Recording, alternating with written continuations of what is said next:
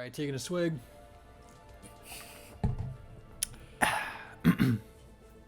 Ladies and gentlemen, welcome back to Holy Plot. This is Liam, Jacob, and James. We're back. You know what else is back? Invincible, Season 2. You've already watched it. You know why we're here. Jacob, what did you think about it? I mean, it's just more the exact same show. It feels like picked up right where it left off. Still very, very solid. I know there were some critics, and I'm not blaming anybody for their opinion, that said that the season kind of felt like a downgrade. I don't know if that's for sure the truth, but I'm not feeling it in this first episode at all. People are already complaining that the whole season is a people downgrade that critics on one that have episode? watched the first 4 episodes. Because if you don't know, going into this, you probably should. There is, unless I'm criminally uninformed, a mid-season break where they're going to do the first 4 episodes, break for the rest of 2023, and do the other 4. So that's brutal. It is what it is, though. You know. Yeah, but I know the wait has been excruciating, and I do think it's worth it for sure. Yeah, you came on a bit later to watching Invincible. Yeah, and it's fantastic. I'm loving every single bit of it. I mean, I didn't feel like this was a downgrade at all. I felt like, I was watching more of the same. Like, I was watching more of the show that I liked. I mean, this is a good show. But I thought it was an upgrade in many ways, especially the animation. The animation was kind of insane how it jumped for this new season. I will say, if you want to just look at it, excuse me, if you want to look at it as like comparing episode 1s, season 1's episode 1 has that amazing hook at the end where, spoilers for Invincible season 1, where... What are you doing here? what are you doing? I'm glad you're here. But Omni-Man kills the Guardians, the original Guardians, and that's like the big gotcha moment for sort of the first half of that season, and then it all sort of hinges on that.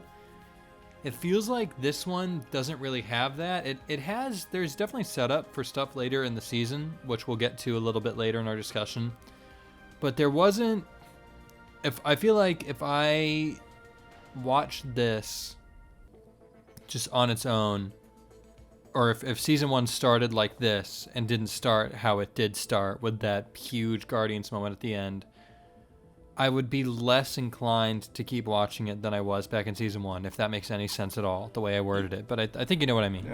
Yeah, it definitely does. I do think that is just like a superhero TV show problem. If you've ever really watched any DC TV, I'm not talking about Daredevil, but pilots usually just have a lot more energy to them. Yeah. And I mean, honestly, I'd still say that first episode of season 1 is the best episode of the show. So I don't necessarily have a problem with that for this episode. But yeah, I probably would agree with you on that. Well, yeah, pilots usually have a big hook so that you want to keep watching the whole show, and usually maybe when a season comes back, it doesn't do that. But I thought what I appreciated that this did, that I like when a second season does it, is as soon as it starts, there's been some development off screen. You can tell where the characters are going. I really felt that with Mark. I enjoyed Mark in the first season, but he was a bit more reactive then to how he was in this season, in my opinion. From the second that Mark's on screen, he wants to fight, he wants to save people, he wants to train. So I really appreciated how proactive he felt just right from the start of the season. Well, it seems like all that is him wanting to sort of make up for what happened, because you can tell he definitely blames himself for Chicago, which is, by the way, dude, I got my shit rocked easily by Omni-Man. I totally died in the Invincible universe, and Holy Plot was down a member, which is tragic. You're in the subway. Can we get a comment in chat saying "Rip Liam"? But I almost forgot where I was going. I'm back though. He has PTSD, Liam. He's got PTSD. That's bad. That's bad. We don't like PTSD. I mean, it's good for their my watching enjoyment because it makes him an interesting character. But it's cool to see. Stop laughing, man. It's good to see Mark having legitimate consequences to season 1, because it feels like a lot of times, especially in superhero media, I think one of the big offenders of this is something like the MCU, where consequences feel really light, and they're sort of nothing episodes, and stuff happens that just happens to happen.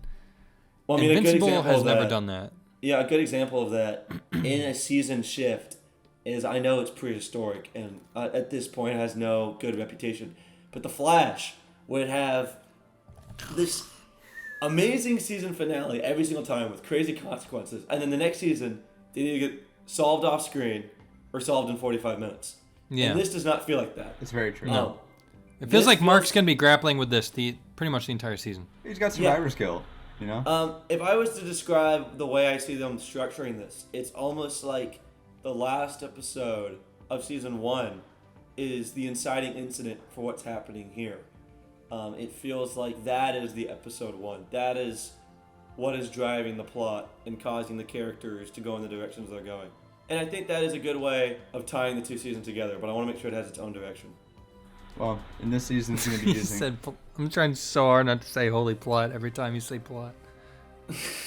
It's like pulling teeth. I do it in my real life, too. It's starting to get bad. Holy plot. I did in the episode when he said holy shit. You did do that. Yeah, we watch partied this as well. How are we feeling about where some of the other characters who aren't Mark are, like Robot and the new Guardians and Cecil and Debbie, etc., etc. Adam Eve made a brief appearance. We just saw her in the Adam Eve special, which was great. Check out our review on it. Where are we feeling about all of our extended cast? I was very glad to see the new recruits who came onto the Guardians of the Globe. I was kind of worried that maybe the group was going to feel a bit one note going from the first season to this one. So the new members and Immortal Man coming into the group, I'm excited to see where that goes. I don't think his name is Immortal Man. I think he's called Immortal. Dang it. I know. I was thinking it. I was like, oh no, I'm going to get caught. Yeah, I'm really enjoying Invincible Man so far. Season 1 was 8 years ago, okay? I've been waiting a long time.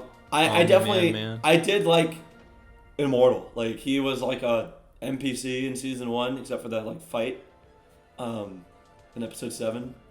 But here I'm like, okay, he's like an actual supporting character.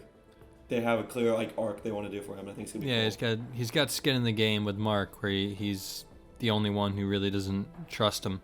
And I think it's gonna tie to, and this is where my main point I want to make about this episode is I think it's gonna get into the multiverse stuff. If you've been watching, and I know this story was written years ago, so I want to preface this by saying this did come first. But if you've been watching any Superman media on TV the past 2 years, the first episode of a season will start with one of these side characters seeing a multiverse version of Clark killing a bunch of people. And I don't know, I think it's a lot of like injustice response. Mm-hmm. And in my Invincible Superman, I was fine with it because it was like probably 10 minutes. I don't really know if I want that. I think it's very cool that not only Omni-Man is a twist on Superman, but Mark is like a really good modernization of him. So I do want them to like experiment with like the things that a positive Superman would combat, but I don't want it to get oversaturated. I was gonna say I'm very, very sick of the multiverse. I'm absolutely a patient of multiverse fatigue, and it's not Invincible's fault because as you mentioned, this was written a really, really long time ago based off the comics, obviously. But we have been hit with even this year, if you look at like The Flash and Spider-Verse, which was great, but it's still multiverse, and now Loki is out currently. My Adventures with Superman. My Adventures with Superman touched on. I mean, every single superhero thing that's coming out, it's fine, and I understand why these stories gravitate towards it, but I personally I'm much, much, much more interested in seeing how the universe that we know that was built up in Invincible is reacting and changing than how all of these other Earths and planets and the Council of Ricks is doing, Huge agree. Yeah. Huge agree on that. I mean, I'm not trying to like bring my perspective into it too much, but I remember at Comic-Con this year, Robert Kirkman was talking about multiverse fatigue. And he was talking about how he wanted to use the multiverse in a way that told you more about the characters you know instead of Tobey Maguire showing up. And that's what I'm glad for. I think the multiverse as a concept can be used excellently if you have, the right ideas for it. And I do think that the approach they're going to take with this is exploring the multiverse is going to reveal some of the anxiety that Mark has about who he is, and it's going to kind of get to this point where Mark is, confused if that's like just kind of like part of his like DNA. But obviously he's going to resist that. I certainly hope that this I certainly hope that this is more Fiona and Cake multiverse than MCU multiverse. All I can say going into it, for me, I'm probably sitting at a 7 for this episode. 7 out of 10. Yeah, I would also give it a 7. I think this is a good start, and I want to remind the Invincible keyboard warriors that a 7 on Holy Plot is good. It is good. No, Yes, we're a tough crowd. Except for I think I've so given out I do think like 5 8s. I see what they're doing, and I'm excited for where the villain's gonna go that they tease at the end. That Sterling K. Brown's a great actor. I was excited when he was on the cast, but I just need to see more before I really feel like I can evaluate those. I think I'm going to go a little bit more optimistic on it. I think that's just because as far as when you know that you might get a really good second season that grows stuff the way you want to, I feel like you can see signs of that even in the first episode. I do feel like I see that here. I think this is going to be a good second season that builds on the first. Good writing, good voice acting, animation's better. So I'm definitely hopeful for this. I feel the multiverse fatigue too. But yeah, exactly what you said, Liam. Hopefully they do something unique with something that's been done a lot. So I'm going to give it an 8, and I'm hopeful for it. Cool. Right. Well, we keep getting outvoted to 7 out of 10s this week on Holy Plot. I think it's safe to call this episode 1 a high 7, 7.5 if you want to be annoying about it. We like it. We're excited about it. We're wary of some of the ground it is retreading, but if Invincible holds to what it has been, it will flip it on its head, and by the time the season is over, when season 3 comes out, I'll say, I really hope they do what they did with the multiverse and make it one thing and then totally, you know. You've seen this all before with the evil Superman talk. Go watch it. It's not bad. It's not mind-blowing like the pilot was, but it's another episode of Invincible that is good. It is back. We are back. Hopefully you will come back by hitting the subscribe button and liking and commenting and sharing and watching again. Thank you for watching our content. Bye-bye.